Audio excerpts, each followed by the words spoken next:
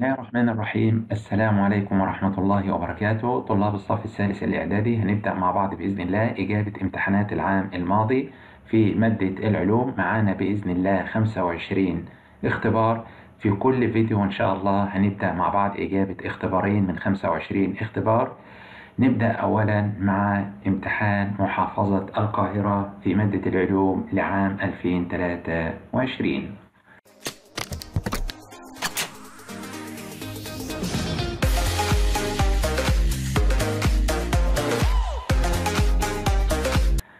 مع السؤال الأول بيجي يقول لي هنا أكمل العبارات الآتية.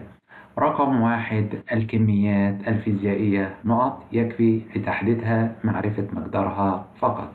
والله احنا عندنا الكميات الفيزيائية بتنقسم عندي يا إما كمية فيزيائية بتكون عندي متجهة، أو بتكون عندي طبعا كمية فيزيائية متجهة، يا إما بتكون عندي كمية فيزيائية قياسية. القياسية بيكفي تحديدها طبعا معرفة مقدارها فقط. بينما عندي كمية فيزيائية متجهة لازم أعرف لها حاجتين، لازم أعرف لها طبعا مقدار واتجاه. فهنا بيقول لي يكفي تحديدها معرفة المقدار فقط. طالما المقدار فقط هتكون عندي طبعا كمية فيزيائية قياسية. 2، يتكون من اتحاد المشيج المذكر مع المشيج المؤنث. عندنا كان المشيج المذكر N بيتحد مع المشيج المؤنث N عشان يدي عندنا 2N أو 2N. مثال عندنا كان عندنا الحيوان المنوي كان بيتحد مع البويضة في الإنسان طبعا، وبيكون عندنا حاجة تسمى الزيجوت أو اللقحة، اللي هي بتكون ناتجة عن عملية طبعا تسمى بعملية الإخصاب. فهنا اتحاد أو اندماج المشيج المذكر مع المشيج المؤنث ينتج عندنا خلية تسمى باسم باسم الزيجوت.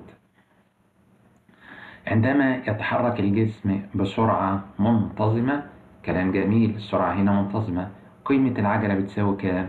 والله السرعة عندي منتظمة، يبقى التغير في السرعة بيساوي صفر، وبالتالي العجلة بتساوي التغير في السرعة على الزمن.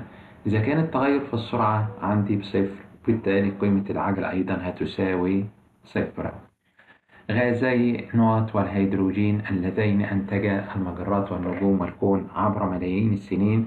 طبعا غازي الهيدروجين والهيليوم أو الهيليوم والهيدروجين. مع السؤال رقم ب في السؤال الأول، استخرج الكلمة المختلفة. الزمن، الطول، القوة، الكتلة. خلي بالك هنا طبعا بيكلمنا على كميات فيزيائية. زي ما قلنا عندنا الكميات الفيزيائية بتكون عندي كمية فيزيائية قياسية أو عندي متجهة. والله القياسية لازم أعرف لها مقدار فقط. المتجهة لازم أعرف لها طبعا مقدار واتجاه. فهبص ألاقي الزمن كمية فيزيائية قياسية، الطول أيضا قياسية، الكتلة قياسية ما عدا طبعا القوة. فالقوة عندي تعتبر كمية فيزيائية متجهة، لازم أعرف لها مقدار واتجاه. الطور التمهيدي، الطور الاختزالي، الطور الاستوائي، الطور الانفصالي. ما كانش عندنا حاجة تسمى بالطور الطور الاختزالي. احنا كان عندنا الانقسام الاختزالي اللي هو الانقسام الميوزي، ولكن التمهيدي والاستوائي والانفصالي هي أطوار تبع الانقسام الميتوزي أو عندي الانقسام الميوزي. رقم 3، حقيقية، تقديرية، معتدلة، مكبرة. دي خصائص الصورة. الحقيقية ما بتكونش عندي معتدلة، ولكن التقديرية تنفع تكون عندي معتدلة وتنفع تكون مكبرة. يبقى هنا الكلمة المختلفة هي حقيقية. الأميبا، اليوجلينا، البراميسيوم، الإسفنج. ده تكاثر لا جنسي، كائنات بتتكاثر لا جنسيا. الأميبا وحيد الخلية بيتكاثر بالانشطار الثنائي، اليوجلينا انشطار ثنائي، البراميسيوم انشطار ثنائي، ما عدا الإسفنج لأن الإسفنج عندنا بيتكاثر بالتبرم. رقم ج في السؤال الأول. وضع جسم على بعد 4 سنتي من عدسة محدبة. تعال نرسم مع بعض كده رسمة العدسة المحدبة. كلام جميل. والله والعدسة المحدبة بيكون عندها بؤرة مركز، بؤرة مركز، تمام. طيب ايه اللي بعد كده؟ والله الجسم موضوع على بعد 4 سنتي. لازم اول حاجة اعرف البعد البؤري او مركز التكور نصف القطر. فبيجي يقول لي البعد البؤري 3 سنتي، يعني المسافة دي 3 والمسافة 3 3 3. الجسم فين؟ على بعد 4 سنتي، يبقى اكيد الجسم بعد البؤرة. وهنا طبعا ده المركز البصري، المسافة دي تسمى البعد البؤري. يبقى الجسم هنا بعد الايه؟ البؤرة بسنتي، لأن المسافة دي 3 هو على بعد 4 سنتي. يبقى الجسم ما بين البؤرة والمركز، أكيد الصورة بتاعته هتتكون في الناحية التانية بس بعد المركز. فهتكون طبعا صورة إيه؟ حقيقية. كلام جميل. والحقيقية بتكون عندي صورة مقلوبة، وأكيد هتكون عندي مكبرة. أول شعاع ضوئي بيكون موازي للمحور الأصلي، بينفذ من العدسة منكسرا مرا بالإيه؟ هيمر بالبؤرة. تمام. والشعاع الضوئي الثاني طبعا كان بيمر عندنا بالمركز البصري دون أن يعاني أي انكسار. فهتتكون عندنا صورة حقيقية مقلوبة حقيقية مقلوبة عندنا مكبرة. مع السؤال الثاني، اذكر مثال لكل مما يأتي. رقم 1، كائن حي يتكاثر بالتجدد. طبعا كان عندنا نجم البحر. 2، نوع من المرايا. احنا عندنا المرايا إما بتكون عندنا مرايا مستوية أو بتكون مرايا كرية. والكرية يا إما بتكون عندي مرآة مقعرة مجمعة أو مرآة محدبة مفرقة. نوع من المرايا يبقى واحدة من الثلاثة، يكون صورة معتدلة مساوية، دائما بتكون مساوية ومعكوسة الوضع بتكون في المرآة المرآة المستوية. مشيك ينتج عند انقسام المتق في النباتات الزهرية. المتق هو كان عندنا طبعا خلية تناسلية في النباتات، وكان بينتج عندنا المشيج المذكر وهو حبوب اللقاح. ده المشيج المذكر عند النبات. تستخدم بدلا من النظارات الطبية، ويمكن وضعها ملتصقة بقرنية العين ونزعها بسهولة. دي كانت عندنا العدسات اللاصقة. السؤال الثاني رقم باء، اختر من العمود ب ما يناسب عندنا العمود A. الحمض النووي اللي هو كان اسمه عندنا DNA اللي هو كان موجود داخل الكروموسوم. ده ماله؟ كان بيحمل عندنا طبعا المعلومات المعلومات الوراثية. يبقى كده ده رقم 1. العجلة في الزمن. العجلة في الزمن ده كان عندنا العجلة كانت بتساوي التغير في السرعة على الزمن. فأنا لو محتاج عندنا حاصل ضرب العجلة في الزمن هيساوي التغير في في السرعة. فالعجلة في الزمن هو التغير في سرعة الجسم المتحرك. ده رقم 2. 3، الحركة هي طبعا تغير في موضع الجسم بمرور بمرور الزمن. 4، فريد هويل ده كان النظرية الحديثة اللي هو طبعا كانت بتفسر عندنا تكون الشمس والمجموعة الشمسية، اللي كان بيعتمد على ظاهرة انفجار النجوم. السؤال رقم ج في السؤال الثاني، قارن بين السرعة النسبية والسرعة المتوسطة عندنا من حيث التعريف فقط. السرعة النسبية طبعا هي كانت سرعة جسم متحرك. كان بالنسبة هتيجي تقول لي بالنسبة لمراقب، والمراقب ده قد يكون عندنا شطار مراقب ساكن، أو يكون عندنا مراقب متحرك.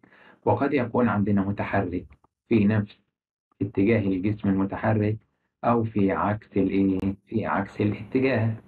ده السرعة النسبية.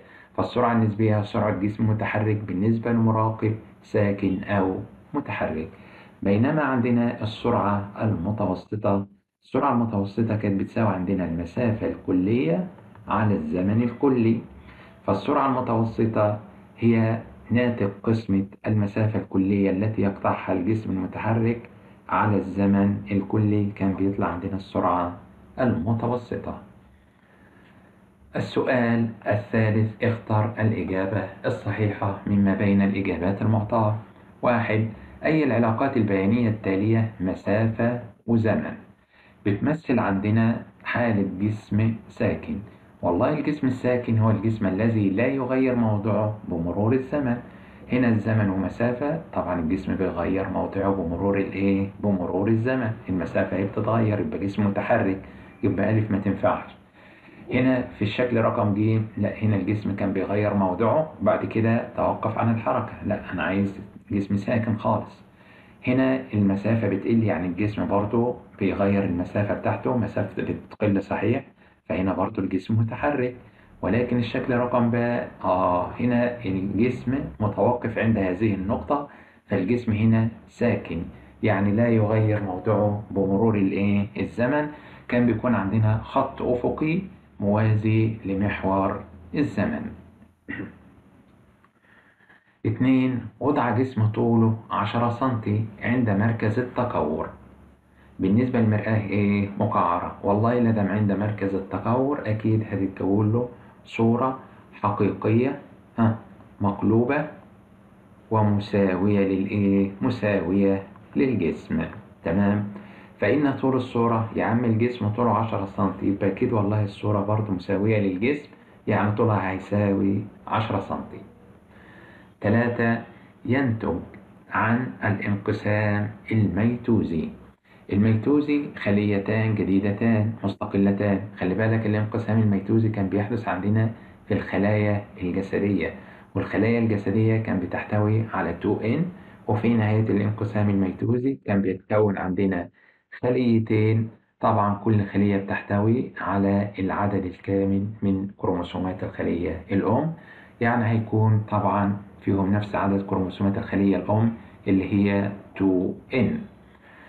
النسبة بين السرعة النهائية والسرعة الابتدائية بالنسبة للجسم يتحرك بعجلة موجبة. كان عندنا العجلة بتساوي التغير في السرعة، يعني السرعة النهائية ناقص السرعة الابتدائية على الزمن. تمام. امتى العجلة تطلع بإشارة موجبة؟ أكيد لو السرعة النهائية أكبر من السرعة الابتدائية. فبيجي يقول لي النسبة يعني علامة كسر. السرعة النهائية يبقى في البسط، والسرعة الابتدائية هتكون في المقام، يعني الكبير على الصغير، أكيد تطلع النسبة أكبر من الواحد الصحيح، أكبر من الواحد الصحيح. رقم باء. صوب ما تحته خط. تمام، هذا خط. خط ماشي. رقم 1. أبسط أنواع الحركة هي الحركة في خط منحنى؟ لا، الحركة عندنا في خط مستقيم. توضع مرآة مستوية على يمين ويسار سائق السيارة؟ لا، كانت عندنا مرآة يا شطار، كانت عندنا مرآة محدبة. خلي بالك السيارة فيها 3 أنواع من المرايا، يعني السيارة بيكون فيها مرآة مستوية، ومرآة محدبة، ومرآة مقعرة. تمام. مرآة مستوية اللي هي بتكون في السيارة من الداخل، اللي هي بينظر فيها بتكون له صورة معكوسة، زي اللي بيشوف فيها عربية الإسعاف. تمام. ومحدبة اللي هي على جانبي السائق. ومقعرة بتكون عندنا في الكشافات بتاعة السيارة، كشافات السيارة الأمامية. فهنا بيكلمنا على يمين ويسار السائق اللي هي طبعا مرآة محدبة. تختفي النووية والغشاء النووي في نهاية الطور الانفصالي من الانقسام الميتوزي؟ لا والله، ده كانت بتختفي عندي في الطور في الطور التمهيدي، وكانت بتتكون عندنا في الطور النهائي. تقع المجموعة الشمسية في إحدى الأذرع الدائرية؟ لا، الأذرع الحلزونية. ليه؟ طبعا لمجرة ضرب التبانة. مع السؤال التالي بيجي يقول لي رقم ج. يعالج عندنا طول النظر باستخدام عدسات عدسات محدبة. عدسة محدبة. علم. طبعا عندنا قصر النظر أو طول النظر، معلش، طول النظر كان عنده نقص نقص نقص في قطر كرة العين، يعني كرة العين كانت صغيرة، وكان عنده نقص في نقص في التحدب بتاع التحدب بتاع العدسة. وبالتالي كانت عندنا الأشعة الضوئية الصادرة كانت بتتجمع في نقطة خلف خلف الشبكية. هنا دي تسمى عندنا الشبكية. كلام جميل. فأنا عايز دلوقتي أعالج الشخص ده اللي عنده طول النظر، اللي هو عنده نقص في كرة العين ونقص في التحدب بتاع العدسة، والصورة بتتكون خلف الشبكية. فأنا عايز أجمع الأشعة دي بدري بدري، يعني عايز أجمعها في نقطة على الشبكية، وبالتالي هروح أعمل له نظارة. النظارة دي أركب فيها عدسة محدبة، لأن العدسة المحدبة بتكون عندنا مجمعة، هتجمع لي الأشعة دي بدل ما يخلف الشبكية هتتجمع على الشبكية. كلام جميل. يبقى يعالج طول النظر باستخدام عدسة محدبة حتى تجمع الأشعة في نقطة على الشبكية، فتتكون صورة واضحة صورة واضحة عندنا للأجسام. يبقى أنا عندي هنا الشخص اللي عنده طول النظر كان مشكلته طبعا مع الأشعة الصادرة من الجسم القريب، لأن طول النظر بيشوف الحاجة البعيدة كويس والقريبة ليست بصورة واضحة. فكانت الأشعة الصادرة من الجسم القريب بتتجمع في نقطة خلف الشبكية، فرحت عالجته بعدسة، والعدسة هنا أو النظارة فيها عدسة محدبة حتى تجمع الأشعة الصادرة من الجسم القريب في نقطة على الشبكية، فيمكنه الرؤية بوضوح. السؤال الرابع والأخير في امتحان محافظة القاهرة، اكتب المصطلح العلمي. 1. يقطع فيها الجسم المتحرك مسافات متساوية في أزمنة متساوية. دي كانت في الامتحان مسافات متساوية في أزمنة غير متساوية.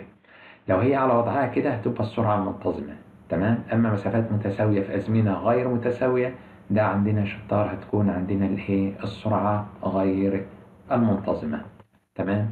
نقطة وهمية موجودة في باطن العدسة. هذه النقطة الوهمية كانت تسمى عندنا طبعا باسم المركز البصري، موجود على المحور الأصلي، وتتوسط المسافة بين وجهي العدسة. المسافة المقطوعة ولكن في اتجاه ثابت، ده كان عندنا تعريف الإزاحة. كرة غازية متوهجة كانت تدور حول الشمس، ويفترض أنها كونت المجموعة الشمسية. يا عم الكرة الغازية دي هي السديم، طبقا لنظرية العالم بيرسيمون لابلاس اللي هو الفرنسي. رقم ب. ادرس الأشكال الآتية ثم أجب عن المطلوب أسفل كل منها. الشكل الأول هنا طبعا دي تمثل عندنا مرآة، لازم أحدد مرآة مقعر. كلام جميل. الشعاع الضوئي الساقط ينعكس والله المرآة عندي المقعرة، الشعاع الضوئي لما كان بيكون موازي للمحور، ده اسمه محور أصلي، موازي للمحور الأصلي كان ينعكس ويمر يمر عندنا بالبؤرة، تمام. دي طبعا البؤرة، وهنا المركز البصري، فهينعكس طبعا هنا مرا بالبؤرة. رقم 2. الزاوية المحصورة بين الشعاع الساقط والشعاع المنعكس. ده الشعاع الساقط رقم 1، والشعاع المنعكس اللي هنا رقم 2. الزاوية دي 60، يبقى دي 60 والمكملة لل60 30، وهنا 30. خلي بالك هو عايز بقى الزاوية المحصورة بين الشعاع الساقط والمنعكس دي كلها، يعني 30 زائد 30 تساوي عندنا 60 درجة. الشكل يمثل الطور طبعا، كروموسومات مترتبة عند خط استواء الخلية، ده هيمثل عندنا الطور الاستوائي. طبعا استوائي بتاع مين؟ الميتوزي، لأن مفيش هنا طبعا مش شايف ظاهرة العبور، أو حتى الكروموسومات هنا كل كروموسوم لوحده، مفيش أزواج من الكروموسومات. الشكل المقابل أحد صور التكاثر اللاجنسي وهو ده برعم، تمام. ولادم برعم، يبقى ده التكاثر بالتبرعم، زي عندنا فطر الخميرة وطبعا مين والهيدرا والإسفنج. رقم ج والسؤال الأخير في امتحان القاهرة، ما معنى أن تتغير سرعة الجسم المتحرك؟ السرعة بتتغير تزايديا، يعني ممكن بتزيد بانتظام، أو تتناقص بانتظام، يعني بمقادير متساوية في أزمنة متساوية. السرعة بتتغير في خلال الزمن، معنى ذلك أن الجسم يتحرك، هذا الجسم يتحرك بعجلة، والعجلة دي طبعا منتظمة. عرفت إنها منتظمة منين؟ أهو ما بيقول لي بتتزايد أو تتناقص بمقادير متساوية، تمام. يبقى ممكن تكون عجلة منتظمة موجبة لو بيتزايد، أو عجلة منتظمة سالبة لو بيتناقص، فهو جايب لي الاتنين مع بعض، يبقى أقول له عجلة أو جسم عندنا يتحرك بعجلة بعجلة منتظمة. وبكده الحمد لله نكون انتهينا من اختبار محافظة القاهرة. نبدأ على بركة الله مع اختبار محافظة الجيزة. الاختبار رقم 2، محافظة الجيزة لعام 2023. السؤال الأول، اختر الإجابة الصحيحة مما بين القوسين. 1. الشكل البياني المقابل يمثل حركة جسم لازم أبص على الشكل البياني كده، أبص على المحاور اللي معانا. المحاور طبعا معانا الزمن، ومعانا هنا الإيه السرعة. زمن وسرعة، يبقى أكيد بتكلم على العجلة. تمام. وهنا طبعا العجلة هتكون عندي عجلة إيه؟ عجلة منتظمة موجبة. عجلة منتظمة إيه؟ موجبة، لأن السرعة طبعا هنا إيه؟ بتتزايد. فالشكل المقابل يعبر عن عجلة منتظمة طبعا موجبة. كلام جميل. يستخدم عندنا علماء الرياضيات نقط بين المتغيرات المختلفة لفهم الكثير من الظواهر الفيزيائية. كانوا بيستخدموا عندنا طبعا الجداول والعلاقات الرياضية. إذا وقف شخص أمام مرآة مستوية، تعال نشوف خصائص الصورة المتكونة بالمرآة المستوية. بتكون عندنا طبعا تقديرية معكوسة، وبتكون طبعا إيه يا شطار؟ التقديرية بتكون عندنا معتدلة. تقديرية إيه؟ معتدلة. تمام. معكوسة مساوية للإيه؟ للجسم. رقم 4، الخط الواصل بين مركزي تكور وجهي العدسة مرا بالمركز البصري. والله المستقيم ده هيكون عنده الخط ده بيسمى عندنا طبعا بالمحور بيسمى عندنا بالمحور الأصلي. يسمى بالمحور المحور الأصلي. رقم ب في السؤال الأول، ادرس الشكلين ثم أجب عن المطلوب. الشكل رقم 1، أنا شايف إن هنا طبعا عندنا مرآة، ومرآة كمان مقعرة. مرآة مقعرة. تمام. الجسم موجود اهوت ما بين البؤرة والمرآة، وبالتالي هتتكون له صورة طبعا مالها تقديرية. والتقديرية بتكون دايما معتدلة ومكبرة. كلمة تقديرية لازم وراها معتدلة على طول. حقيقية وراها مقلوبة. تقديرية معتدلة مكبرة. مكان الصورة في الحالة دي بتتكون عندنا خلف المرآة، لأن هنا الجسم موجود في ما بين البؤرة والمرآة. ودي كانت الحالة رقم 6 عندنا من حالات تكون الصور بالمرآة المقعرة. الشكل رقم 2، بادئ عندي بكائن حي بيتكاثر لا جنسيا، وبالتالي هنا حصل تضاعف للمادة الوراثية. بعد كده حصل عندي انخسار أو تنخسر الخلية. بعد كده بتنقسم 3 تاء: تتضاعف المادة الوراثية، تنخسر الخلية، تنقسم الخلية إلى خليتين بكل منهما نفس عدد كروموسومات الخلية الأم أو المادة الوراثية. يذكر نوع التكاثر ده طبعا عندنا الانشطار الثنائي. ليه انشطار ثنائي؟ لأن الفرد ده بسميه فرد أبوي، وفي نهاية هذا الانقسام اختفى الفرد الأبوي، لأنه طبعا انقسم إلى خليتين متماثلتين. اسم الكائن طبعا خدنا مثال عندنا في البكتيريا. الانشطار الثنائي في البكتيريا وحيد الخلية. خرج جسم أو خرج تلميذ.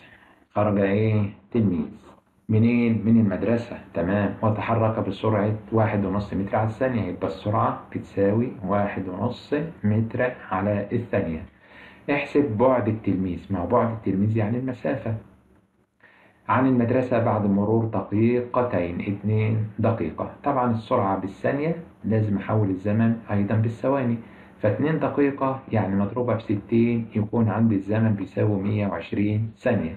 يعني محتاج المسافة. طب ما أنا عندي السرعة بتساوي المسافة على الزمن. حاصل طرفين في وسطين، يطلع عندي المسافة بتساوي السرعة في الزمن. السرعة 1.5 متر على الثانية، وبرضه الزمن لازم يكون بالثانية اللي هو 120. يطلع عندي المسافة ب180 متر. يبقى كده التلميذ هيبعد عن المدرسة بمسافة تساوي 180 متر. السؤال الثاني، أكمل العبارات الآتية. 1، السرعة النسبية مالها؟ أنا عندي كان السرعة النسبية بتساوي هنا السرعة الفعلية وهنا سرعة المراقب. والله لو في نفس الاتجاه بطرح في عكس الاتجاه بجمع. لجسم يتحرك بسرعة أكبر من سرعة المراقب الذي يتحرك في نفس الاتجاه. طالما هنا في نفس الاتجاه، يبقى أنا هنا هحط علامة ناقص، لأن في نفس الاتجاه. فالسرعة النسبية لجسم يتحرك بسرعة أكبر من سرعة المراقب الذي يتحرك في نفس الاتجاه تساوي أقول والله هتساوي الفرق بين السرعتين، أو الفرق بين سرعة الفعلية ناقص سرعة المراقب. تنقسم الخلية الجسدية، يبقى انقسام ميتوزي الذي يؤدي إلى نمو الكائنات الحية وتعويض طبعا الخلايا التالفة. يعد التكاثر الجنسي مصدرا للتغير الوراثي أكيد لحدوث ظاهرة العبور. وظاهرة العبور كانت بتحدث في الطور التمهيدي الأول للانقسام الميوزي في المجموعة الرباعية بين الكروماتيدين الداخليين في المجموعة الرباعية. الكمية الفيزيائية التي يلزم تحديدها معرفة مقدار واتجاه أكيد هي كمية فيزيائية متجهة. كمية فيزيائية متجهة. رقم باء، صوب ما تحته خط في العبارات التالية. 1. عندما يسقط شعاع ضوئي بزاوية 30. استنى بقى كده، ده عندي هو شعاع ضوئي ساقط وبعد كده يحصل له إنه ينعكس. كلام جميل. ساقط بزاوية كام؟ زاوية السقوط هي الزاوية المحصورة بين الشعاع الضوئي الساقط والعمود المقام، هتكون هنا دي 30. وأكيد زاوية الانعكاس ب30، يبقى دي هنا 60 وهنا 60. تمام. طيب تكون الزاوية المحصورة بين الشعاعين الساقط والمنعكس، هنا دي الزاوية دي كلها بكام؟ هتيجي تقول لي 30 زائد 30 تساوي 60 درجة. تتجمع في الكون مجموعات من النجوم التي تكون مجموعات النجوم بتكون عندنا المجرة. عند وضع جسم بين البؤرة ومركز التقور لمرآة مقعرة، عندنا مرآة مقعرة. تمام. هنا طبعا عندنا البؤرة المركز، والجسم فين؟ بين البؤرة والمركز. بين البؤرة والمركز والله لازم الصورة تتكون بعد المركز الناحية التانية، وهتكون عندنا حقيقية مقلوبة مكبرة. أخذت الجسيمات الذرية بالتلاحم بعد عدة دقائق من الانفجار العظيم، أكيد مكونة سحب من غازي الهيدروجين والهيليوم أو الهيليوم والهيدروجين. سؤال متكرر كتير. ما معنى قولنا أن إزاحة جسم تساوي 20 متر غربا؟ الإزاحة كمية فيزيائية متجهة لازم لها مقدار واتجاه، فمعنى ذلك إزاحة جسم تساوي 20 متر غربا أي أن الجسم يقطع مسافة 20 متر في اتجاه الغرب، أو يقطع مسافة في اتجاه ثابت وهو عندنا في اتجاه الغرب، لأن الإزاحة هي عبارة عن مسافة ولكن في اتجاه ثابت. السؤال التالي أو السؤال الثالث ألف، اكتب المصطلح العلمي. رقم 1. قدرة بعض الحيوانات على تعويض الأجزاء المفقودة منها. افتكر نجم البحر كده كان بيعمل حاجة اسمها التجدد، فقدرة بعض الحيوانات على تعويض الأجزاء المفقودة منها ده اسمها التجدد. رقم 2. طول المسار الفعلي الذي يسلكه الجسم المتحرك من نقطة بداية الحركة إلى نقطة نهاية الحركة. عندنا النقطة ألف راح لب، بعد كده راح لج، بعد كده راح لدال، دال له، وهكذا. فبجمع ده كله، طول المسار الفعلي ده كله اسمه عندنا المسافة. الجزء المسؤول عن عملية الانقسام الخلوي في الخلية أكيد عندنا هي النواة. خارج قسمة المسافة الكلية التي يقطعها الجسم المتحرك على الزمن الكلي، ده كان عندنا السرعة المتوسطة. السرعة المتوسطة. السؤال الثالث رقم باء، ضع علامة صح أو علامة خطأ. 1. العلاقة البيانية مسافة وزمن. مسافة وزمن، هنا الزمن وأدي المسافة. كلام جميل. لإيه بقى؟ للحركة المنتظمة بسرعة ثابتة. بسرعة ثابتة، يمثلها خط مستقيم يوازي محور الزمن. ما هي سرعة ثابتة يعني سرعة منتظمة؟ لا، ده كان عبارة عن خط مستقيم مائل يمر بنقطة نقطة الأصل. إذا كان عدد الكروموسومات في حبة اللقاح نبات تساوي 10 كروموسومات، وحبة اللقاح ديت عبارة عن خلية جنسية، فالجنسية بيكون فيها N يعني نصف عدد الكروموسومات، فعندها 10. ماشي. فإن عدد الكروموسومات لخلية الساق ده خلية جسدية، والخلية الجسدية هتكون عندها 2N. إذا كان ده ب10 يبقى ده 2N يعني الضعف، هيبقى عنده 20 كروموسوم. 20 كروموسوم وليس 10. تمام. عندما يتغير موضع جسم خلال فترة من الزمن يكون الجسم قد تحرك. ده مفهوم الحركة. إجابة صحيحة. ينشأ البرع كبروز جانبي في الخلية. تمام. ثم تنقسم نواتها ميوزية. لا ستوب. ميوزيا يا عم، لا، ده الانقسام اللاجنسي أو التكاثر اللاجنسي كله بيعتمد على الانقسام الميتوزي. أنت بتقول لي ميوزي؟ لا، كلامك خطأ. ما النتائج المترتبة على؟ إيه هي النتائج المترتبة على إيه يا ترى؟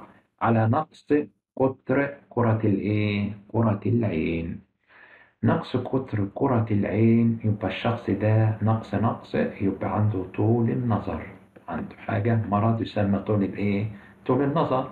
طول النظر كان عنده نقص يعني نقص في قطر كرة العين ونقص في التحدب بتاع الإيه؟ العدسة. فكانت الأشعة بتتجمع في نقطة خلف الشبكية. ما النتائج المترتبة على نقص قطر كرة العين عن الوضع الطبيعي؟ هتتجمع الأشعة في نقطة خلف الشبكية، ويصاب الشخص ده بمرض يسمى عندنا أو عيب بصري يسمى طول النظر. السؤال الرابع والأخير معنا بإذن الله: استخرج الكلمة المختلفة التي لا تتناسب مع كل عبارة. جسم كتلته 100 كيلو جرام كتلة، طوله 16 سنتي، مسافة 50 متر، سرعة 120 متر على الثانية. يبقى هو كده بيتكلمنا على كميات فيزيائية قياسية ومتجهة. الكتلة قياسية، الطول قياسية، المسافة كمية قياسية، السرعة ممكن هي السرعة المتجهة، سرعة 120 متر على الثانية دي لو سرعة هي متجهة، كمية متجهة. الشمس مجرة درب التبانة 8 كواكب 10 كواكب. لا، احنا ما عندناش 10 كواكب، دي مختلفة معانا. تمام؟ طيب، نظرية الانفجار العظيم. نظرية فسرت نشأة الكون منذ حوالي 15,000 مليون سنة، مش كتير. نظرية السديم، نظرية النجم العابر، النظرية الحديثة. أكيد نظرية الانفجار العظيم دي مختلفة، والباقي كانت نظريات بتفسر عندي تكون الشمس والمجموعة الشمسية أو الكواكب المجموعة الشمسية. كيلو متر على الساعة، ومتر على الثانية، ومتر على الدقيقة، ومتر على الثانية تربيع. ده كده وحدة قياس سرعة. تنفع وحدة قياس سرعة، تنفع وحدة قياس سرعة. بس المتر على الثانية ده وحدة قياس، لا، مش السرعة خالص. ما ينفعش متر على الايه؟ متر على الثانية تربيع. ده كان عندنا العجلة. تمام. رقم ب: اختر من العمود B ما يناسب العمود A.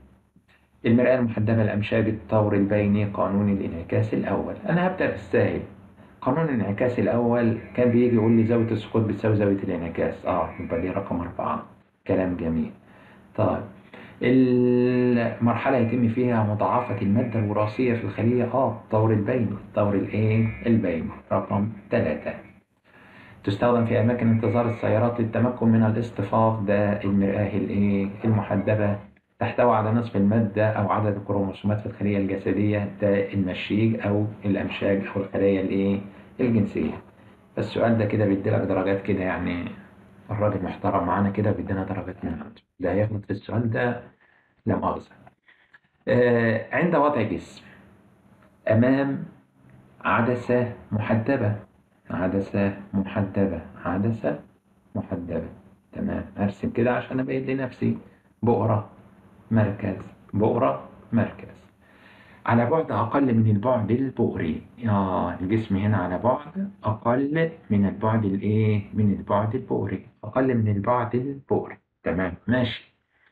وضع جسم آخر أمام عدسة مقعرة، عدسة برضه بس المرة دي إيه؟ عدسة مقعرة اللي هي حالة واحدة.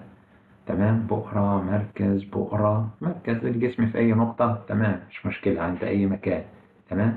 طيب، فده كان حالة واحدة اللي كانت تكون فيه صورة تقديرية، والتقديرية بكتب وراها على طول معتدلة، وكانت عندنا مصغرة. أما الأخ ده ما بين البؤرة والمركز البصري، والله هتتكون عندي صورة تقديرية وبرضه معتدلة، بس في الحالة دي كانت عندنا مكبرة. كلام جميل. إيه المطلوب؟ اذكر فرقا واحدا بين الصورة المتكونة هنا وهنا. أقول له والله في العدسة المحدبة الصورة عندي كانت مكبرة، بينما عندنا في العدسة المقعرة كانت عندنا الصورة مصغرة. ده الفرق ما بين الايه الصورتين. وبكده الحمد لله نكون انتهينا من إجابة امتحاني محافظتي القاهرة والجيزة. يا رب تكونوا استفدتوا من الفيديو. وبإذن الله مكملين مع 25 محافظة، فاشترك في القناة عشان يصلك كل ما هو جديد. شكرا والسلام عليكم ورحمة الله وبركاته.